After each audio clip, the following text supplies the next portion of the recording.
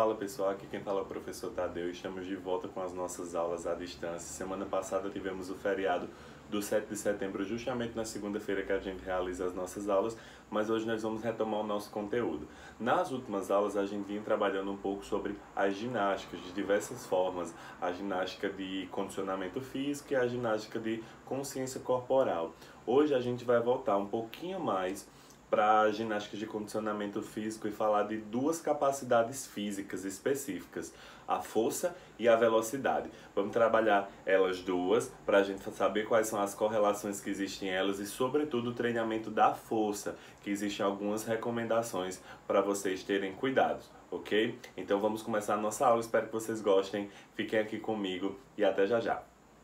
Então é isso mesmo que eu falei, vocês podem achar que são muito diferentes, são capacidades muito diferentes a força e a velocidade, mas elas são extremamente importantes porque a velocidade é quando a gente consegue se deslocar de um ponto a outro em um curto espaço de tempo. Já a força é quando a gente consegue vencer uma resistência que nos foi feita, ok? Quando a gente consegue deslocar um objeto, por exemplo.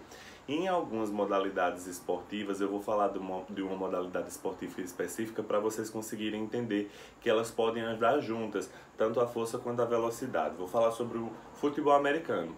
No futebol americano, a gente precisa de jogadores mais fortes, que consigam fazer barreiras, que consigam interceptar os adversários. E, em contrapartida, a gente precisa de atletas que sejam mais velozes, que consigam se deslocar para conseguir chegar no espaço, no objetivo mais rapidamente, coisa que os atletas de forças não conseguem, tá? Então, força e velocidade tá sempre aí andando junto. Além de saber essa relação que existe entre força e velocidade, é importante que a gente saiba que a força e a velocidade são treináveis. Ninguém nasce forte, ninguém nasce veloz. Essas capacidades físicas são treináveis, então através do treinamento as pessoas conseguem desenvolver uma velocidade melhor. Só correr, trabalhar quais são os pontos da corrida que essa pessoa está falhando e conseguir melhorar a sua performance.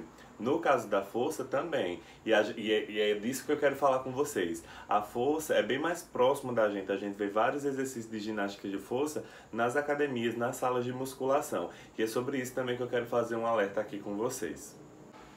No caso do treinamento da força, pessoal, às vezes as pessoas querem treinar força e ganhar um aumento de massa muscular muito rápido, coisa que com o tempo é que a gente consegue adquirir, as pessoas querem conseguir em um mês e acabam recorrendo ao uso de esteroides anabolizantes, que são naturalmente, fisiologicamente falando, são hormônios masculinos e às vezes até mulheres injetam, homens também injetam para acelerar o metabolismo e acaba crescendo, ganhando massa muito rápido, não querendo treinar e esperar com o tempo e acaba usando essas drogas. Essas drogas não são indicadas. O ideal é que essas pessoas pratiquem esses exercícios de força, da velocidade também, mas principalmente nos exercícios de força, que essas pessoas tenham um acompanhamento de um profissional de educação física. Por exemplo, eu sou professor de educação física, vou levar o meu aluno e vou acompanhar esse treino de força, as evoluções, vou saber qual a carga colocar, qual número de repetições eu vou colocar